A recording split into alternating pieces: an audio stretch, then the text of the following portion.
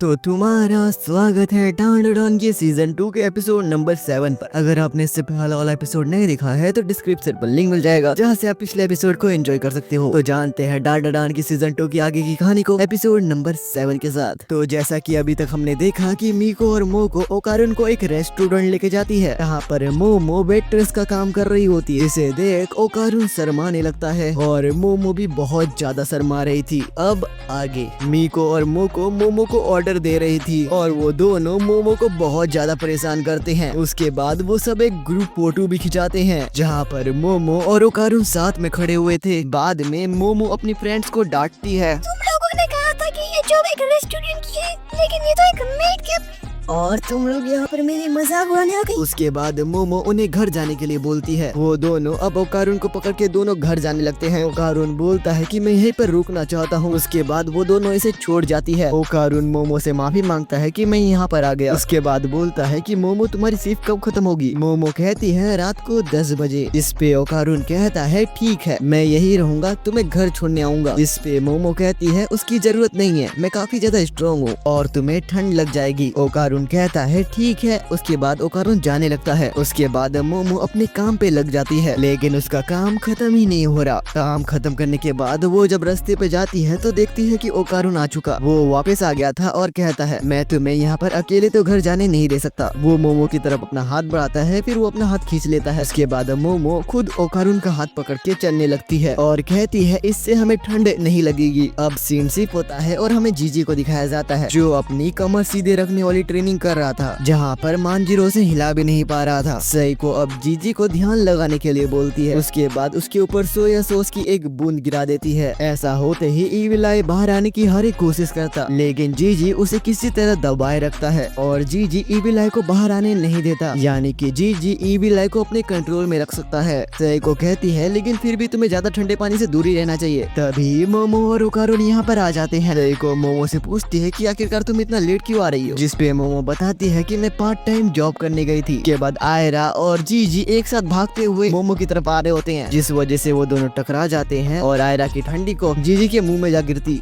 ये देखते ही सब कोई गर्म पानी जीजी की तरफ फेंकते हैं, लेकिन तभी इविल आई अपना कर्स स्पेस हाउस बना लेता है और उसके अंदर वो मोमो को भी लेके आ जाता है। सई को एक तालिस्मान की मदद से उस बैरियर को तोड़ने की कोशिश करती है, लेकिन उससे कुछ न हो पाता। इविल आई अब मोमो को मारने जाता है, लेकिन मोमो अपनी साइकिक पावर से उसे दूर ढकेल देती है। लेकिन उसके बाद इविल आई अपने कर्स हाउस को छोटा करने लगता है। उसके बाद इविल आई मोमो का गला दबाने लगता है, लेकिन बाकी लोग बैरियर की वजह से कुछ भी नहीं कर पा रहे होते हैं। अब हमें पता चलता है कि मोमो घर आते ही पानी पी लिया था और मोमो वही पानी इविल आई के मुंह में फेंक देती है, जिससे वो जीजी बन जाता है। जीजी मोमो से माफी मांगने लगता है। अभी ओकारुन जीजी को धक्का देकर मोमो से दूर कर देता है और मोमो से पूछता है तुम ठीक तो हो ना। उसके बाद साई को जीजी के ऊपर तवाल दे देती है और कहती है जो भी हुआ उसमें तुम्हारी कोई गलती नहीं है। अब जीजी नोटिस करता है कि बैरियर को तोड़ने के चक्कर में साइको का हाथ जल चुका है और ये भी नोटिस करता है कि ओकारुन और मोमो एक दूसरे के काफी ज्यादा क्लोज आ चुके हैं। अब रात को आयरा मोमो से माफी मांगती है कि उसके कोल्ड कॉफी की वजह से इविल आई बाहर आ चुका था। मोमो उसे समझाती है कि इस बारे में ज्यादा मत सोचो और बुरा तो बिल्कुल भी मत फील करो। और वहीं पर दूसरे कमरे में जीजी और ओकारुन सो रहे थे, लेकिन उनके बीच खामोशी थी। अगले दिन हम मिस्टर मेंटिस को देखते हैं जो कि अब काऊ फार्म में काम करता है। उससे ओकारुन मिलने आता है और ओकारुन देखता है कि मेंटिस ने यहाँ पर इंसानों जैसा भेष बनाया हुआ था। ओकारुन ये सुन के हैरान हो जाता है और कहता है यहाँ पर और कितने एलियंस है जो कि इंसानों का भेष बनाए हुए हैं। मेंटिस कहता है कि तुम यहाँ पर क्यों आए हो। ओकारुन बोलता है कि मुझे अपना स्टूडेंट बना लो और मुझे एक दमदार पंच मारना सिखाओ। ओकारुन तू यहाँ पर क्यों आया है, साइतामा के पास जाना। मेंटिस उसे मना कर देता है और कहता है कि वायलेंस बुरी बात होती है। उसके बाद मेंटिस ओकारुन को कुछ बोरिया घर के अंदर लेके जाने के लिए बोलता है। ओकारुन उसकी मदद करता है, लेकिन मेंटिस उसे फिर भी अपना स्टूडेंट नहीं बनाता। उसके बाद रात को ओकारुन थक कर घर आ जाता है, लेकिन वो कल फिर मेंटिस के पास जाएगा। सई को ओकारुन से बोलती है कि आखिरकार तुम इतना लेट क्यों हो, तुम भी कोई पार्ट टाइम जॉब कर रहे हो क्या। उसके बाद उसे रात का खाना खाने के लिए बोलती है। वहीं पर जीजी ओकारुन की आंखों में आंखें नहीं मिला पा रहा होता। बाद में मांजिरो साइको से कहता है कि हमें ज्यादा रिस्क नहीं लेना चाहिए, हम इविल आई को कंट्रोल नहीं कर सकते, हमें हयासी को वापस बुलाकर इविल आई को खत्म कर देना चाहिए। मांजिरो तानजीरो कहता है अगर आप नहीं कर सकते तो मैं खुद कर दूंगा।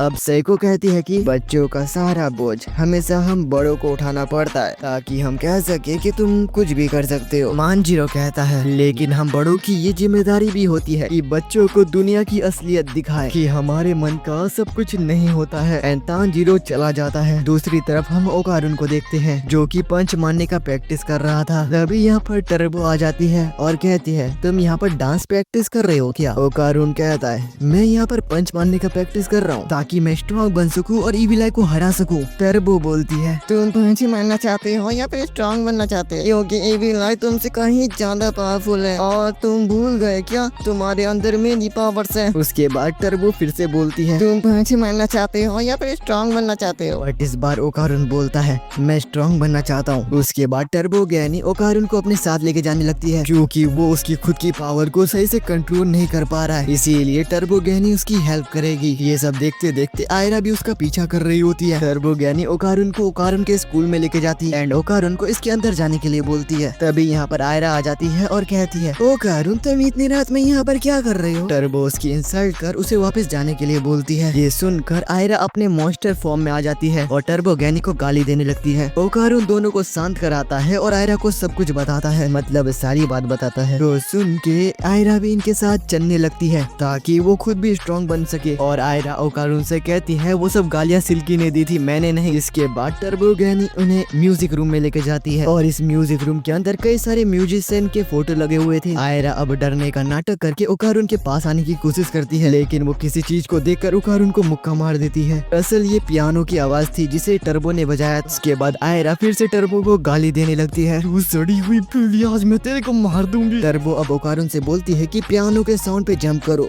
ओकारुन ऐसा ही करने लगता है। टर्बो बोलती है कि ये उसका कॉम्बैक्ट रिदम है। उसके बाद वो ईविल आई की रिदम बजाने लगती है और ईविल आई की रिदम बहुत ज्यादा तेज थी, यानी कि जब तक ओकारुन एक बार जंप करता है ईविल आई 4 बार जंप कर चुका होता है। ये सुनकर ओकारुन कहता है यानी कि ईविल आई टर्बो गैनी से भी ज्यादा तेज है। ये सुनकर टर्बो भड़क जाती है, अबे ऐसा नहीं है, मैं तो बस टेक्निक्स की बात कर रही थी। ओकारुन एक बीट में 2 एक्शन करता है, ईविल आई एक बीट में 4 एक्शन कर सकता है और आयरा भी एक बीट में 4 एक्शन कर सकती है और ईविल आई अपने कर्स हाउस में एक बीट में 10 बार एक्शन कर सकता है। अभी पियानो अपने आप बजने लगता है। अब हम सब देखते हैं कि टर्बो के पीछे एक बड़ा सा म्यूजिशियन आ चुका था और ये बहुत ज्यादा बुरा गाना बजाने लगते हैं। टर्बो कहती है वो सब आ गए। अभी यहाँ पर 6 बड़े सिर वाले म्यूजिशियन आ जाते हैं। ये लोग दरअसल भूत है जो कि उन फोटो में से बाहर निकले हैं और जब भी कोई बेसुरा म्यूजिक बजाता है तो ये लोग उन्हें मारने के लिए बाहर आ जाते हैं। और इसी के साथ ये एपिसोड यहीं पर शेष हो जाता है। ये एपिसोड देखते हुए मुझे काफी ज्यादा मजा आया। पहले रोमांस और उसके बाद ईविल आई की एंट्री, साथ ही में जीजी और ओकारुन के बीच वाली फ्रेंडशिप में थोड़ी सी दरार आ चुकी है और अब ओकारुन यहाँ पर स्ट्रॉन्ग बनने के लिए निकला है। अब क्या ओकारुन इन म्यूजिशियन वाले भूत को हरा पाएगा? जानने के लिए नेक्स्ट एपिसोड देखिए और इसका लिंक स्क्रीन पर आ रहा होगा। बहरहाल इस एपिसोड को यहीं पर शेष करते हैं।